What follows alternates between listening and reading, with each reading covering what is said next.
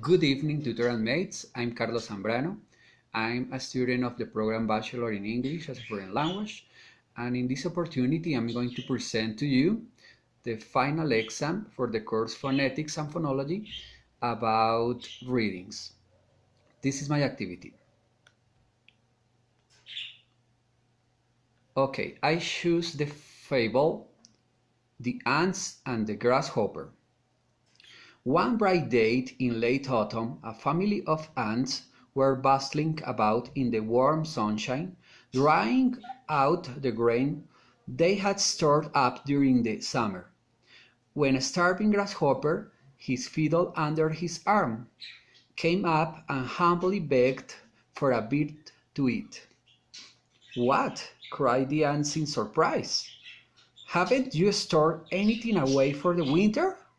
What in the world were you doing all last summer?" "I didn't have time to store up any food," whined the grasshopper.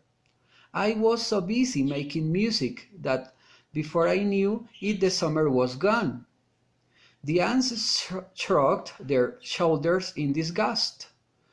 "Making music, were you?" they cried. "Very well, now dance." And they turned their backs on the grasshopper and went on their works. There's a time for work and a time for play. Okay, my second activity is about reading, and the first part is about some phonetics symbols from a text. The text is this: when you were born, you were not able to communicate with the adults around you by using language. But by the time you were 5 or 6, you were able to produce sentences, make jokes, ask questions, and sound. In short, you have become fluent native speaker. During those first few years of your life, you accumulate a wide range of knowledge about at least one language. Probably with very little conscious effort. If you studied a foreign language later on, it's likely that you discover that it was not nearly as easy.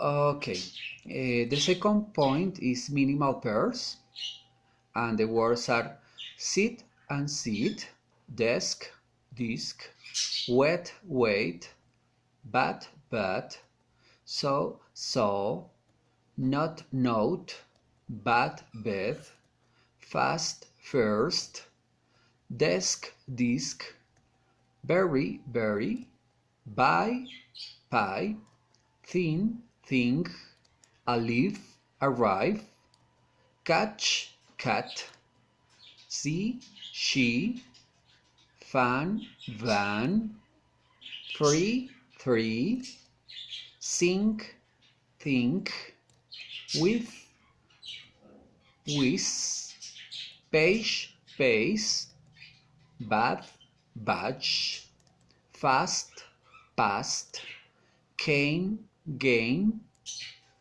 to, do, back, bag, an, hat, hat.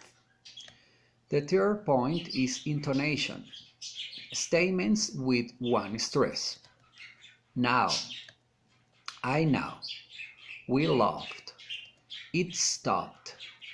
Statements with two stresses. Anna works, time flies, Lena is my daughter. Statements with three stresses. Peter doesn't live here. Lena wasn't invited.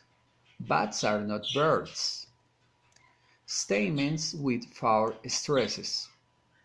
She wants to buy a new car. He wrote the letters very quickly. The teacher told her students a story. Statements with five stresses. Maria wants to buy a new car. My friends play tennis every Saturday. I think the first question is very easy. Special questions. Falling intonation. What is his name? Where does he live? When did you call him? Friendly interest, politeness, rising intonation. Where have you been? What are you reading? When is your birthday? General questions, rising intonation. Do you visit them often? Have you seen my keys? Are you ready to start? Request, rising intonation. Could you give me a pen, please? Could you open the window, please? Would you mind helping me? Alternative questions, rising and falling intonation. Do you want coffee or tea? Does he speak English or German? Would you like coffee or tea? Tag questions, falling or rising intonation. It's a beautiful town, isn't it? She knows him, doesn't she?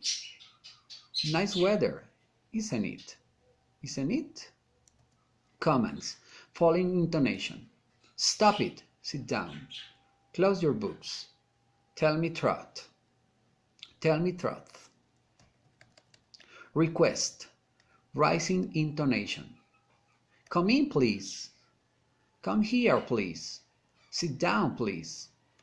Exclamatory sentences, falling intonation. What a wonderful present. How beautiful her voice is. That's a lie. Direct address, rising intonation. Peter, can you help me? Mr. and Miss, this is Mary Brown. Ella, can you help me? Enumerating, rising intonation. 1, 2, 3, 4, 5. She bought bread, cheese, oranges, and apples. I saw Tom, Mary, Anna, and Victor. Responses. Certainly. Of course. You're welcome. Thank you so much and goodbye. Blessings and goals for everyone.